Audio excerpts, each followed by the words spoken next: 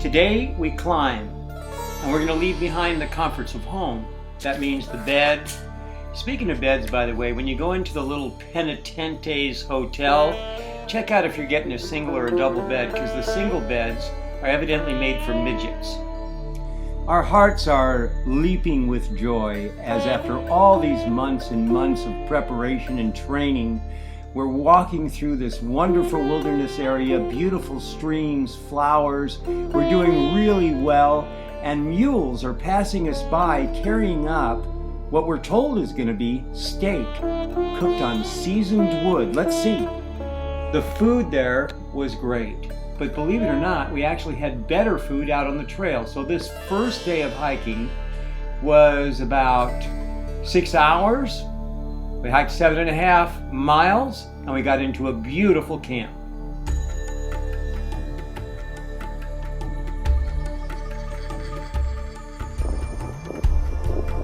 Okay, well, it's day 2. Day 2 didn't start out so fantastic for Lloydie, but I'm still in this fantastic place. Walking with my fantastic guide Tristan, who's keeping his eye on me because I actually woke up with a little bit of a balance issue, but it's getting better. A balance issue, a throwing up issue, a stomach issue. But now we're in these hills and it's making me feel great. Soon I'm going to put on some music, that'll help too. And then the low point is the Ameghino Col, and then the big high point up there, that's Aconcagua. And the snow coming down in front of it is the Polish glacier. And so in a number of days, well above base camp, we're going to go through that low point there, the Ameghino Col. That's where our route's going to go, and then traverse around the mountain to the right.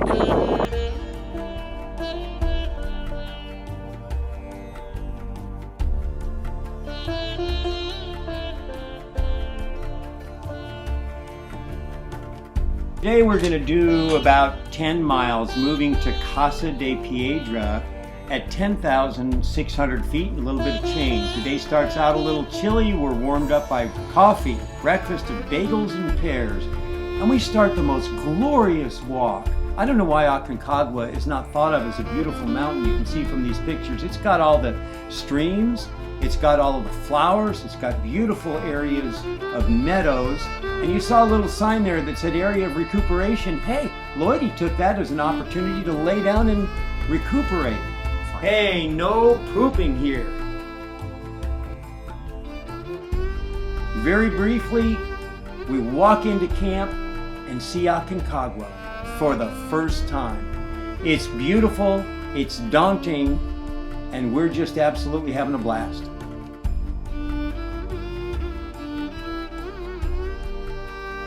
Well, we get up at 6 a.m. and have our coffee. At 7 a.m. we hand all our bags to the mule drivers, and then we get to elect, pay $25 to ride those mules or walk across the river. Well, you can guess that Lloydie and his buddies decided to ride those mules.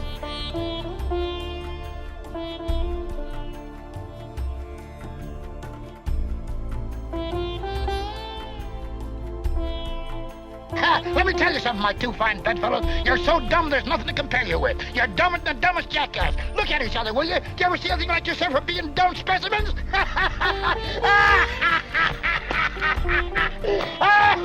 You're so dumb you don't even see the ridges you're treading on. We came from that way, there where we camped last night at Casa de Piedra. We've done 2 river crossings, this being the second. Now we're gonna head this way. That's our mountain right there. Aconcagua, 22,841 feet, and the one on the right's Ameghino, and base camp is going to be down underneath Aconcagua at a place we can't see right now.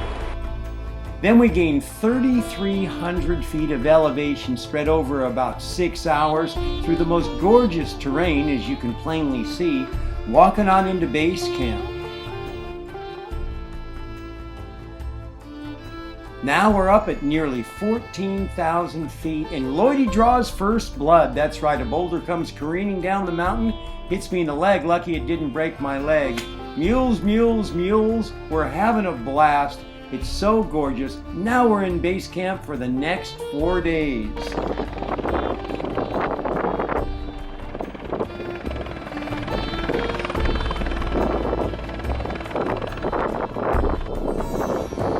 Hola! ¿Cómo está? It's an endless stream of climbers.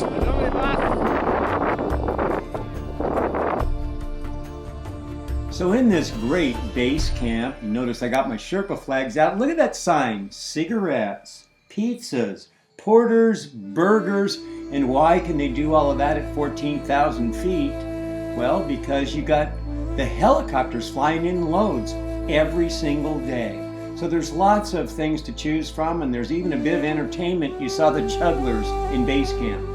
Each day we hike between 1,000 and 3,800 feet into this beautiful terrain while our bodies are building red blood cells. And that's the whole idea of spending 4 days acclimatizing.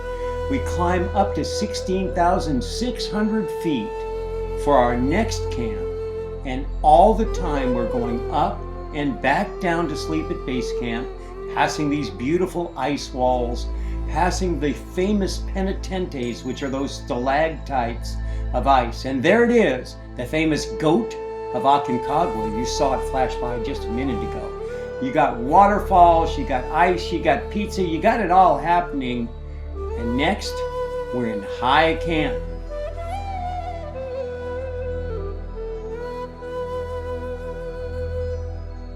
So just to specifically make all the rest of us normal or slightly overweight wannabes feel shitty about ourselves, here's a guy that's just he just has to get up there and walk the tightrope.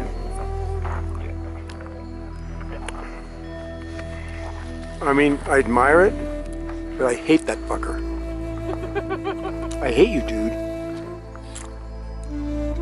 No, I don't really hate him. The yoga tent.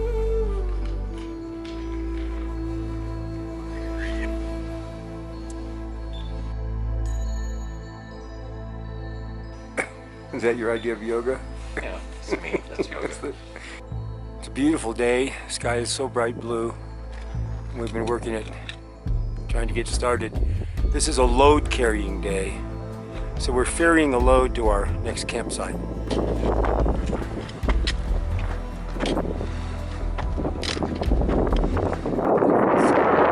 What's going on up there? Spindrift? The spindrift. What's that an indicator of? We had some snow last night and the day before and got some wind up there, yeah? That's correct.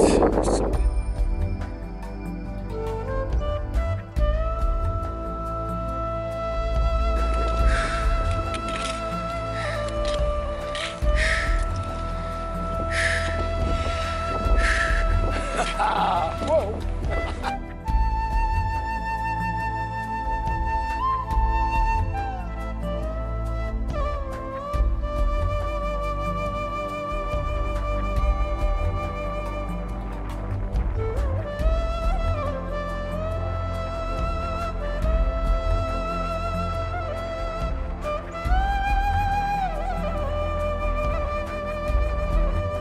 How was that, Lloyd?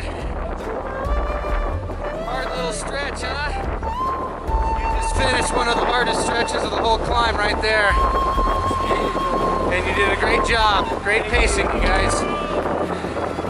We'll call Bitch Hill. This is on the way up to Camp 1. It's all a glacier.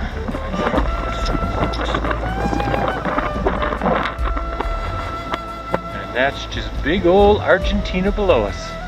Here we are at Camp 1. There's Tristan, Justin, Kurt the Wonder, and Lloydie. Watch the clouds just disappear. Just moving around. Now we're gonna have breakfast at a couple of the camps, and then we're gonna climb up that ridge. You can actually see a climber in the ridge right now.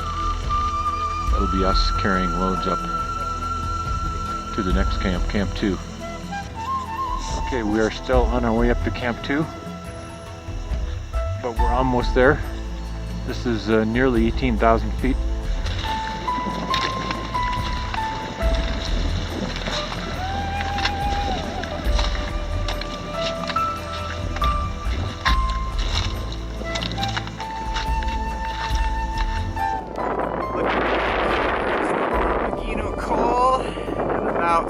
16.6. And right up to its left here is Aconcagua.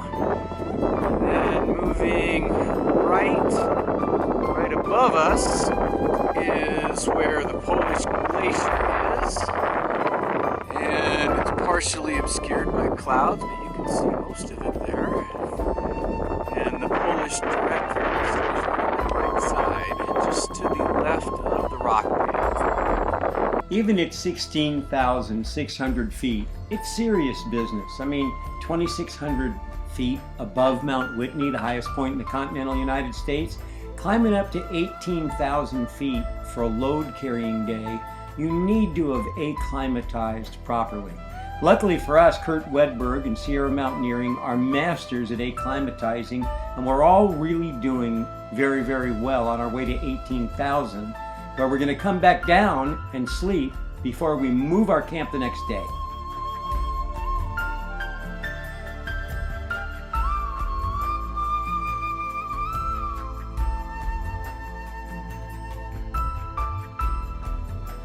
We've come all the way up from down there. The next scene is him. Here we are resting. He's got this V-neck guitar, Look at the awesome scenery out behind us. no shirt That on. is the Andes. And here's the trail as I spin around, which continues up. And somewhere up in there is our next camp. Thank God for these porters who carry backpacks with anywhere from 60 to 100 pounds, depending on if they carry double loads or not. You really couldn't do this without them very easily. I know I couldn't.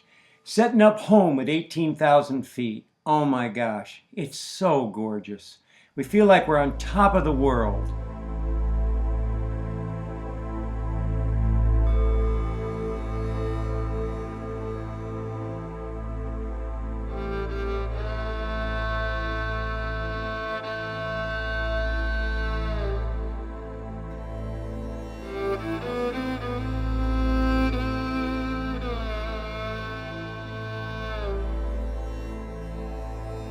My friend Lloydie and I have been saying for a few days now, if our friends could see what we see, they would understand why we climb mountains.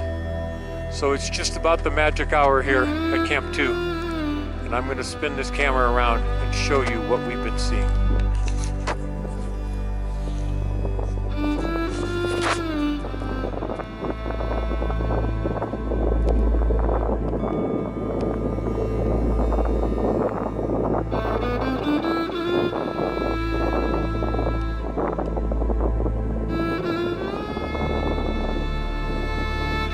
Up above there, that's the Polish glacier. That's the most difficult route on the mountain.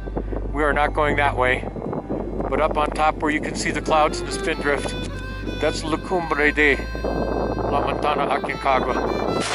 That's our goal that we hope to accomplish in 3 days from now. Understand now why we climb? We are leaving Camp 2 on our way to Camp 3 doing a carry. 19,700 feet, just a hair under that magical 20,000 foot mark. Long day, high day, feeling pretty good though.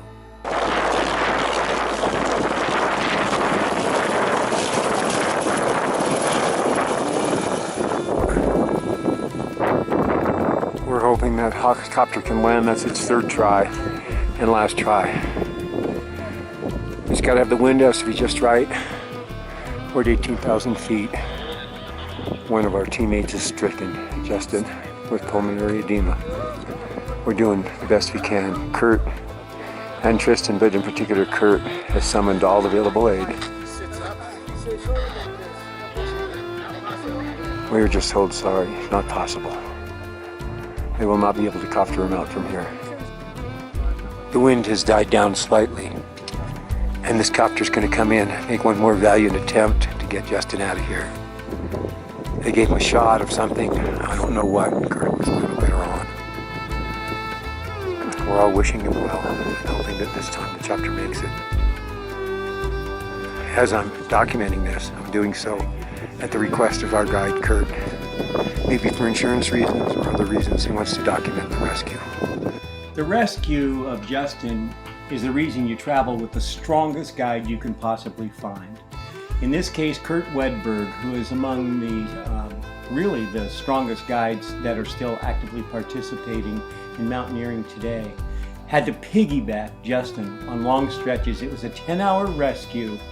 And while Kurt was doing that, and there he is, well, my buddy Ricardo was busy shaving and taking care of himself in true Lux Adventure style. So while our hearts were with Trustin and we wished him well, we were sitting back waiting to find out news while we enjoyed the majesty of the mountain and then moved on and moved up. 3 nights at 18,000, and then 19,700 feet. I was cold, I was shivering. Worst of all, my thumbs were bleeding badly. Although my pulse oximeter was good, my numbers were good, I didn't feel that great. I couldn't pull up zippers. I couldn't pull up the zipper in my sleeping bag or my clothes or the tents. I couldn't put on crampons.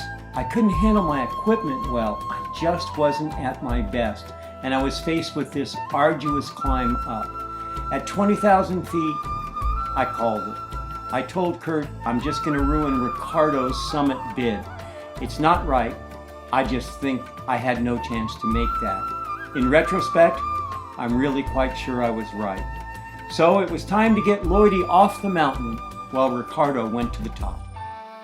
Kurt came down with me. A couple hundred feet maximum. Ricardo went on with Tristan. They're doing well. The winds have persisted, not quite as high as they were. Kurt's been just amazing. He tucked me in, let me have a couple hours of sleep. Now he's packing these enormous packs that he's gonna pack out, because I can't carry anything. I'm weak, tired, and cold. But I know that I'll be able to go downhill to Plaza de Mulas. I had to use some fixed line earlier. And I'm pretty tired, but Kurt's got this, I don't know what it weighs, 1 million pounds maybe. Yeah, we're doing good. We're hoping that in that tent that's ahead of us, we can make arrangements to get a helicopter for lower down on the mountain.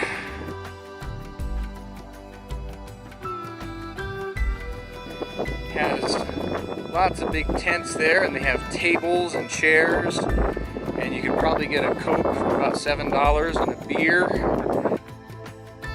While Lloydie is being helped down and out to make his escape from the mountain, Ricardo is the real star of our show. And my hero, he's going up higher and higher up in the Andes, finally to the highest point in the world outside of the Himalayas, outside of Asia. He and Tristan did it, and I'm so glad that they did. Somebody sure needed to. Well, here's the successful summiteers of Sierra Mountaineering International and Lux Adventures. Woo! That's Tristan, Ricardo. I'm going to pan around a little bit, but first of all, Tristan, Kurt told us it was going to be the hardest day of our lives, and he was right. he was right. But look at what we get, folks. Here we go. Here is the summit of Aconcagua, the highest mountain in Americas, the highest mountain in the world outside of Asia. Nearly 23,000 feet. Toughest day of our lives. Enjoy it.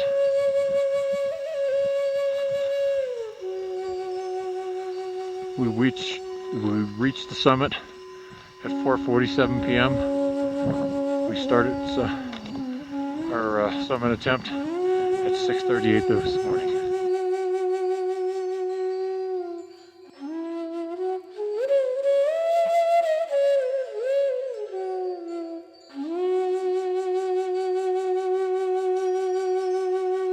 Well, as I get choppered off of this mountain, knowing that my buddy is probably summiting, and of course he did, and that he'd be choppered off the next day, or maybe 2 days later, I know that I've had one heck of an adventure. Made it to 20,000 feet again, had an unbelievable 2.5 weeks on the mountain. Very grateful to Sierra Mountaineering International, particularly Kurt Wedberg and his trusty assistant, Tristan.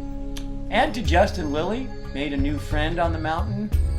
loved Argentina, loved the mountain, and can't hardly wait for my next adventure.